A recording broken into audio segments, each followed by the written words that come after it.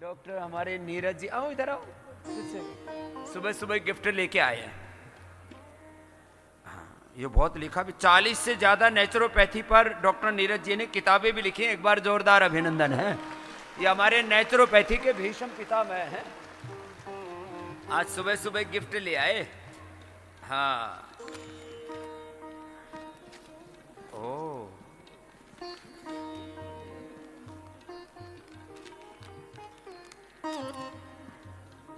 रोगों की सही चिकित्सा, संपूर्ण स्वास्थ्य की संपूर्ण व्यवस्था, डॉक्टर नागेंद्र नीरज जी, डॉक्टर मंजू नीरज जी। तो ये बहुत अच्छी पुस्तक है। एक बार जोरदार अभिनंदन भाई। तो मिट्टी के अनमोल बोल से लेकर के मिट्टी से, पानी से, सूर्य की किरणों से, अलग अलग प्रकार के ये सारी जो चिकित्साएं हैं, जो प्रकृति ने, परमेश्वर ने आपको मुफ्त में दे रखी हैं। तो डॉक्टर साहब ने इसके लिए बहुत पुरुषार्थ किया है। तो बहुत बहुत अभिनंदन है डॉक्टर नीरज जी का। बिहार के लाल कर रहे हैं प्राकृतिक चिकित्सा में कमाल। इनकी अभूतपूर्व उपलब्धियों के कारण इन्हें प्राकृतिक चिकित्सा का भीष्म पितामह कहा जाता है।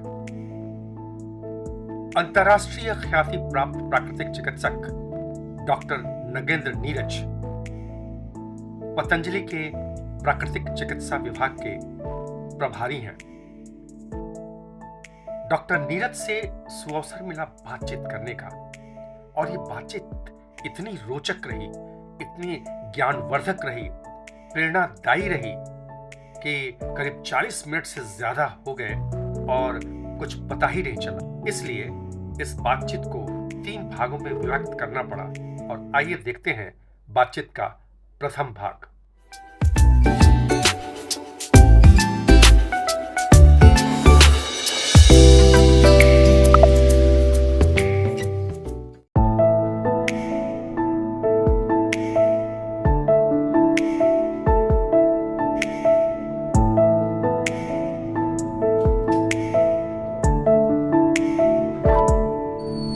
सर, मैं क्या अंदर आ सकता हूँ? आइए,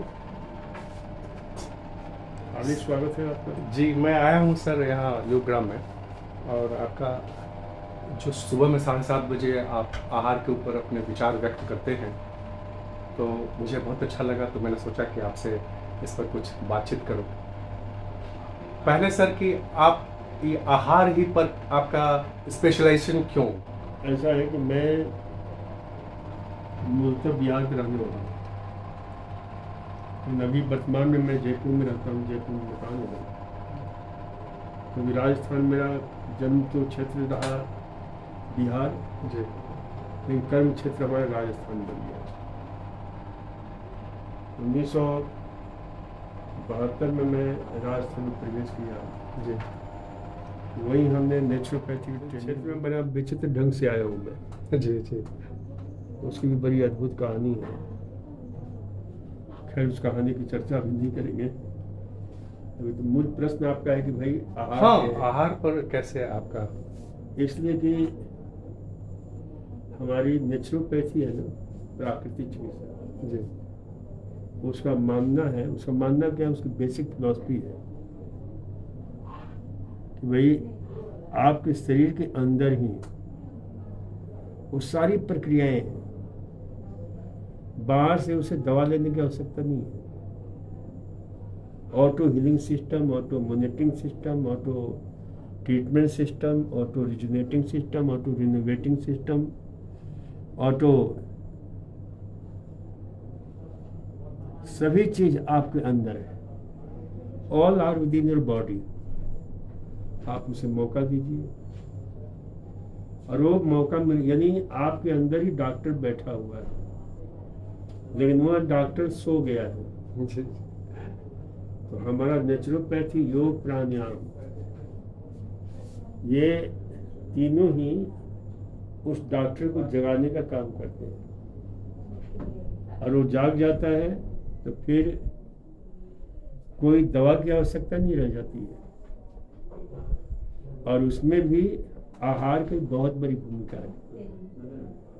फूड एज ए मेडिसिन। देखिए, मॉडर्न मेडिसिन के पितामह हिपोक्रेट्स आज से 2500 साल पहले उन्हीं का वक्तव्य है, लेट दाई फूड बी दाई medicine, let thy medicine B दाई फूड। यानी आहार ही आपकी औषधि है। औषधि क्या है? आपका आहार है।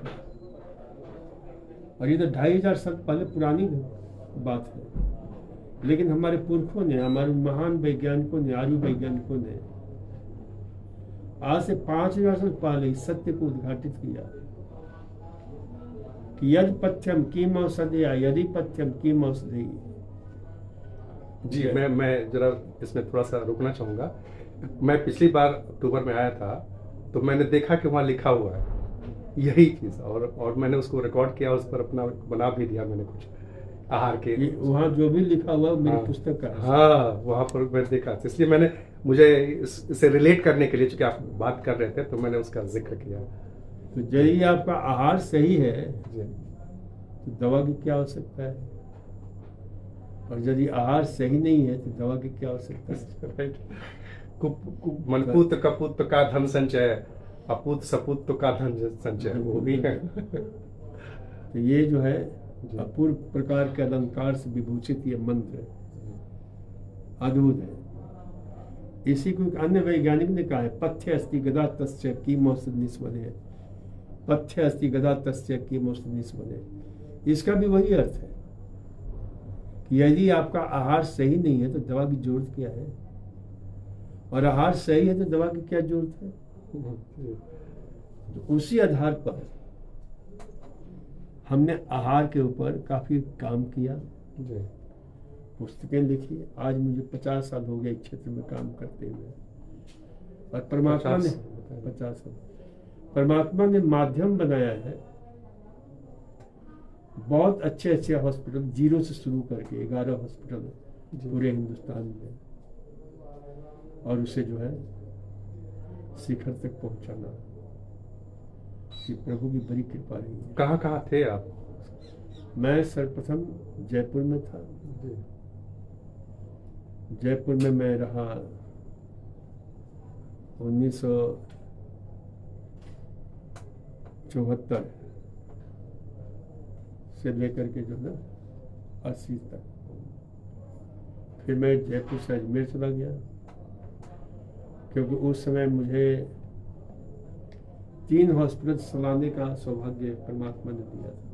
जी, वो हॉस्पिटल के बारे किसके नियंत्रण में थे, प्रबंधन किसका? वो जैसे एक हॉस्पिटल था आपकी हिंडाल्को कंपनी बिरला जी का, अच्छा, आपके रेणुकूट, जी जी, वहाँ पर नया हॉस्पिटल शुरू करना था।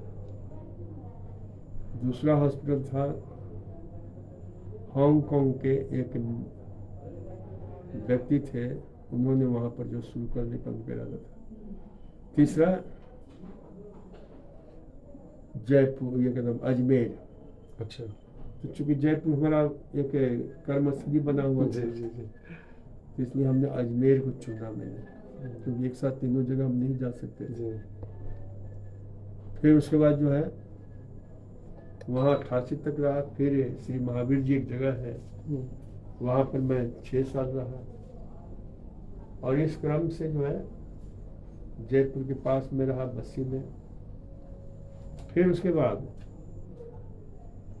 मेरा जो है एक बहुत ही शानदार हॉस्पिटल, उस समय 98 की बात है जी, करीब उस समय 10 करोड़ की लागत से 100 एकड़ जमीन में बना हुआ सलासर जी महाराज का एक बहुत बड़ा जो है मंदिर है हनुमान जी का, वहाँ पर पास में, वहाँ पर जो है शुरू हुआ था। और वो पूरे विश्व में विख्यात हुआ। परमात्मा जीरो से शुरू किया था। गोल्फ न्यूज़ से लेकर के अब आइवरी, बहुत सारे पत्र पत्रिकाओं में, टीवी पर उसके विषय में जो काफ़ी चर्चा हुई। तो इस प्रकार से एक नया जो है ना नेचुरोपैथी का, और उसमें हमारा प्रयोग भी चलता रहा, लेखन का काम भी चलता रहा। तो मैंने 25 पुस्तकें लिखी। अच्छा, और प्रत्येक पुस्तक की, उसमें 5 पुस्तक ministry of health government of India द्वारा पुरस्कृत है। उससे जो है किस पे आपका अवार्ड मिला था? प्राकृतिक चिकित्सा योग, इंग्लिश में miracles of naturopathy and yogic sciences. ठीक, हम लिख लेंगे उसको। दूसरा है असाध्य रोग शल्य चिकित्सा। तीसरा है डायबिटीज मधुमेह ला इलाज नहीं, इंग्लिश में है डायबिटीज नॉट इनक्यूरेबल। चौथा है पेट के रोगों की प्राकृतिक चिकित्सा। पांचवा है एनीमिया, क्योंकि पूरे हिंदुस्तान में एनीमिया के रोगी महिलाओं में ज़्यादा पाई जाती है, तो उसे भी प्रथम पुरस्कार से पुरस्कृत किया गया। तो इस प्रकार से जो है करीब 25 पुस्तकों का मेरा कार्यक्रम लेखन पूरा हुआ। अभी कल पुस्तक स्वामी ने विमोचन किया है। जी। वो पुस्तक हमने 23 साल पहले लिखी थी। अच्छा। और वो इतना बेस्ट सेलर बुक हुआ, सिद्ध हुआ कि 2-3 बार प्रकाशन हुआ उसका, फिर वो मार्केट से ही गायब हो जाता था। फिर बुक सेलर था, उसने बदमाशी करी तो हमने उसे ले लिया पुस्तक। उसका आपको ये नहीं दे रहा होगा। हाँ, जो आपके टर्म्स एंड कंडीशंस होगा उससे वो फॉलो नहीं कर रहा। रॉयल्टी जो है ना, रॉयल्टी क्योंकि नहीं हम तो कोई ज़्यादा रॉयल्टी नहीं हमको चाहिए भी नहीं।